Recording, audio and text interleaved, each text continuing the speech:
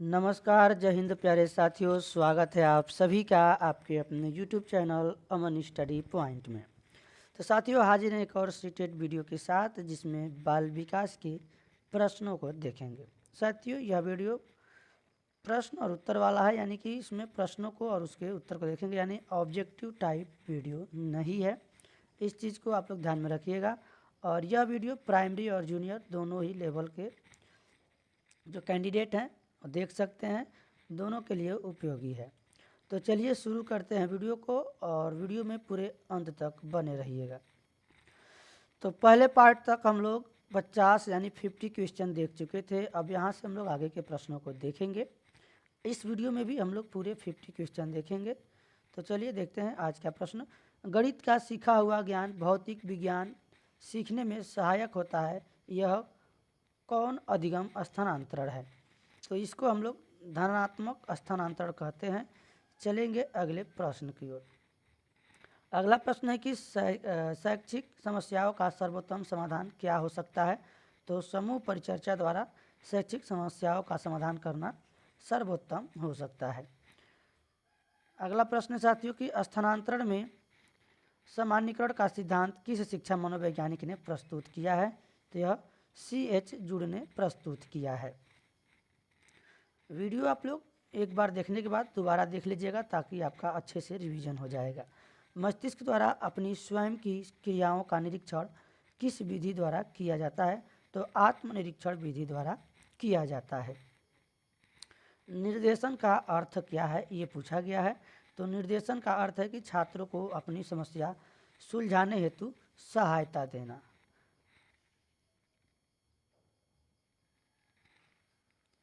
अगला प्रश्न है साथियों आपका ये कि बच्चों में बौद्धिक विकास की 4 विशिष्ट अवस्थाओं की पहचान किसके द्वारा की गई है?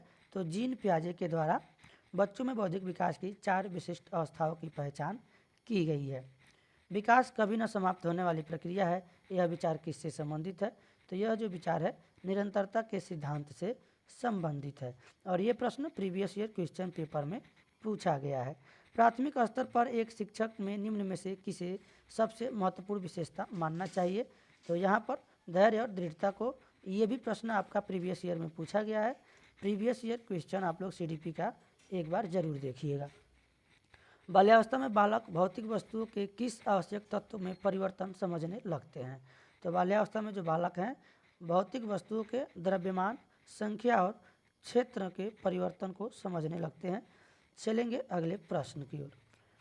तो अगला प्रश्न है साथियों आप सभी के स्क्रीन पर, दूसरे वर्ष के अंत तक शिशु का शब्द भंडार कितना हो जाता है? तो 100, लगभग 100 शब्द हो जाता है। अगला प्रश्न है साथियों आपके स्क्रीन पर कि 6 से यहाँ पर 12 वर्ष तक की बालक के मस्तिष्क का भार कितना होता है? तो 12 वर्ष के बालक का जो सिर का भार होता है 1260 ग्राम, जबकि एक स्वस्थ मनुष्य के मस्तिष्क का भार 1400 ग्राम होता है। अगला प्रश्न है साथियों कि मनुष्य के शरीर में कितनी हड्डियां होती हैं? तो मनुष्य के शरीर में 206 हड्डियां होती है, जबकि बालक के जन्म के समय बालक में 270 हड्डियां होती हैं, और बाल्यावस्था में बालक की हड्डियों की संख्या 350 होती है। और बाल्यावस्था के बाद जब वयस्क होने के बाद यही हड्डियां, कुछ हड्डियां जो है आपस में जुड़ जाती हैं, तो ये 206 हड्डियां रह जाती हैं। अगला प्रश्न आपका यह है साथियों कि बालक के विकास की दशा कैसी होती है? तो इसके बालक के जो विकास की दिशा, यहाँ दशा नहीं दिशा पूछा गया है। दिशा सिर से पैर की ओर होती है। इसे केंद्र से बाहर की ओर और सामान्य से विशिष्टा की ओर भी कहा जाता है। अगला प्रश्न है कि विश्लेषणात्मक मनोविज्ञान के जनक कौन है? तो विश्लेषणात्मक मनोविज्ञान के जनक है सिगमंड फ्रायड। तूफान की अवस्था किसे कहा जाता है? तो किशोरावस्था को तूफान की अवस्था कहा जाता है। और स्टेनले हॉल का एक कथन भी है, तूफान अवंतरण। देखिए प्रश्न यही आपका आ गया, किशोरावस्था को तूफान अवस्था किसने कहा है? तो स्टेनले हॉल ने कहा है। नैतिक विकास का सिद्धांत किसने दिया है? तो नैतिक विकास का सिद्धांत कोहलबर्ग ने दिया है। साथियों इसी तरह हम लोग 50-50 क्वेश्चन लेकर आएंगे आपको, और इस तरह हम लोग पूरे 600 प्रश्नों को आपके एग्ज़ाम के पहले देखेंगे सुपर फास्ट रिवीजन के तौर पे। मूल प्रवृत्ति का सिद्धांत किसने दिया है? तो मैकडूगल ने दिया है और इनकी संख्या कितनी है? 14 है। और यूपी टेट में भी यह प्रश्न आपका पूछा हुआ है, मैकडूगल से संबंधित मूल प्रवृत्तियों की संख्या कितनी है? 14, ये भी पूछा गया है। अगला प्रश्न आपका यह है साथियों, संवेग क्या है? तो संवेग मन की उत्तेजित दशा को ही संवेग कहते हैं, जैसे क्रोध और खुशी, ये संवेग के उदाहरण हैं। व्यक्तित्व का स्व सिद्धांत किसने दिया है? तो व्यक्तित्व का स्व सिद्धांत कार्ल रोजर ने दिया है। अगला प्रश्न आपका यह है साथियों, वह स्तर जिसमें बच्चा किसी वस्तु एवं घटना के बारे में तार्किक रूप से सोचना शुरू करता है उसे कौन सी अवस्था कहा जाता है? तो उसे मूर्त संक्रियात्मक या मूर्त क्रियात्मक अवस्था कहा जाता है। अगला प्रश्न की सृजनात्मकता मुख्य रूप से किससे संबंधित है? तो सृजनात्मकता मुख्य रूप से अपसारी चिंतन से संबंधित है। चिंतन अनिवार्य रूप से क्या है? तो जो चिंतन है साथियों, चिंतन यह एक संज्ञानात्मक गतिविधि है। किसी बालक में चिंतन की योग्यता उसके सफल जीवन का मूल आधार है, यह कथन किसका है? तो यह कथन क्रो का है।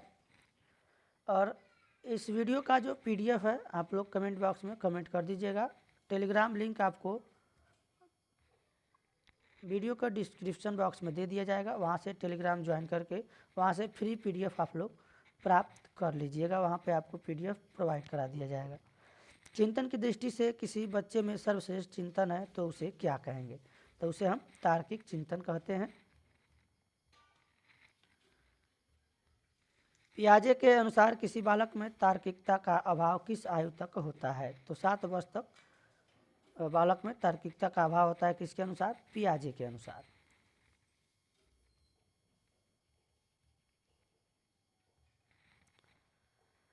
अगला प्रश्न है कि किसी बच्चे के चिंतन में आयु के बढ़ने के साथ साथ किसकी प्रधानता बढ़ती है? तो तर्क की प्रधानता बढ़ती है।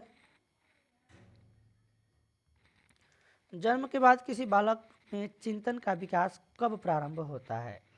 तो 2 वर्ष की आयु के बाद बालक में चिंतन का विकास प्रारंभ होता है। अगला प्रश्न रहा ये आपका कि किसी छात्र का बौद्धिक विकास, शारीरिक विकास तथा संवेगात्मक विकास उसकी विकास की प्रक्रिया का कौन सा कारक है? तो यह आंतरिक कारक के अंतर्गत आता है। चलेंगे अगले प्रश्न की ओर। अगला प्रश्न साथियों, माता पिता से संतानों को प्राप्त होने वाले गुणों को क्या कहते हैं? तो इन्हें हम वंशानुक्रम कहते हैं। अधिगम की प्रक्रिया पूर्ण कब होती है? तो जब व्यवहार में अस्थायी परिवर्तन हो जाए तो उसे हम अधिगम की प्रक्रिया को पूर्ण मानते हैं। मनोविज्ञान का जनक किसे कहा जाता है? तो सिगमंड फ्रायड को मनोविज्ञान का जनक कहा जाता है। अंधों की लिपि का जनक किसे कहा जाता है? तो लुइस ब्रेल इनको जो है अंधों की लिपि का जनक कहा जाता है, जिन्होंने 6 डाट पर अंधों को हाथ से स्पर्श करके, उंगलियों से स्पर्श करके पढ़ने की विधि का खोज किया। शर्म तथा गर्व जैसी भावना का विकास किस अवस्था में होता है? तो यह बाल्यावस्था में होता है, शर्म तथा गर्व जैसी भावना का विकास। मैकडूगल के अनुसार मूल प्रवृत्ति जिज्ञासा का संबंध कौन से संवेग से है? तो जिज्ञासा का जो संबंध है वह आश्चर्य संवेग से है। अंधों के लिए लुइस ब्रेल ने कौन सी लिपि का प्रतिपादन किया? तो ब्रेल लिपि का प्रतिपादन किया। चलेंगे अगले प्रश्न की ओर। नर्सरी पद्धति के जनक कौन है या फिर किसे कहा जाता है? तो मारिया मॉन्टेसरी को नर्सरी पद्धति का जनक कहा जाता है। एलकेजी और यूकेजी पद्धति के जनक कौन है? तो फ्रोबेल। और खेल विधि का भी जनक फ्रोबेल है, आपको याद रखना है। चलेंगे अगले प्रश्न की ओर। जीन पियाजे कहाँ के मनोवैज्ञानिक थे? तो जीन पियाजे स्विट्जरलैंड के मनोवैज्ञानिक थे। जीन पियाजे किस विचारधारा के समर्थक थे? तो जीन पियाजे संज्ञानात्मक विचारधारा के समर्थक थे। अगला प्रश्न है कि बुद्धि का समूह कारक सिद्धांत किसने दिया? तो बुद्धि का समूह कारक सिद्धांत दिया थर्स्टन ने। इनके अनुसार बुद्धि के 7 कारक हैं और बुद्धि से संबंधित हमने एक शॉर्ट वीडियो बना के डाला है, वहाँ पर आप लोग जाकर वीडियो को देख लीजिएगा, जिसमें बुद्धि के कारक, द्विकारक, त्रिकारक, बहुकारक, समूह कारक जितने भी सिद्धांत हैं किस मनोवैज्ञानिक के द्वारा दिया गया है, हमने एक वीडियो में कराया है। वह वीडियो आप लोग हमारे चैनल पर जाकर सर्च करके देख लीजिएगा। बुद्धि का बहुकारक सिद्धांत किसने दिया है? तो थॉर्नडाइक ने दिया है। यहाँ पर ध्यान दीजिएगा, समूह कारक सिद्धांत थर्स्टन और बहुकारक सिद्धांत थॉर्नडाइक। तो याद रखना है, दोनों में अंतर है, समूह कारक और बहुकारक।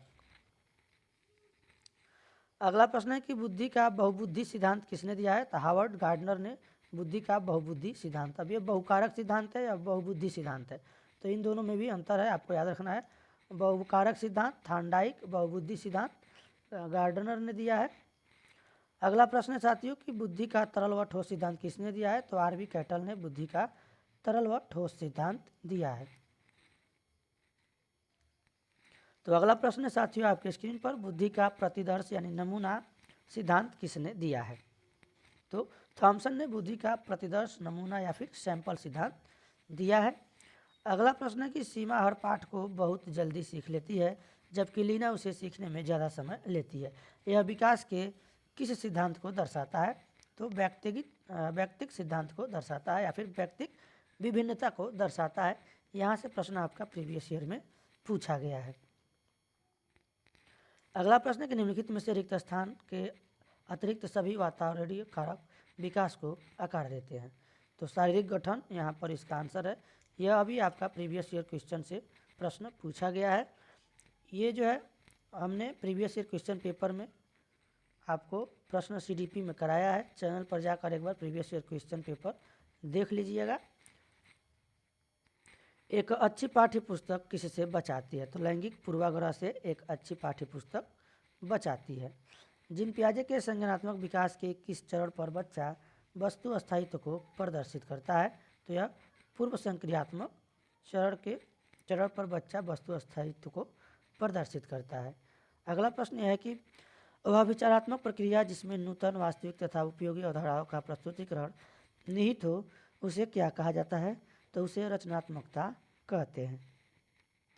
तो साथियों आज का आखिरी प्रश्न है आप सभी के स्क्रीन पर। प्रश्न है, माता पिता से वंशजों में स्थानांतरित होने वाले लक्षणों को क्या कहा जाता है?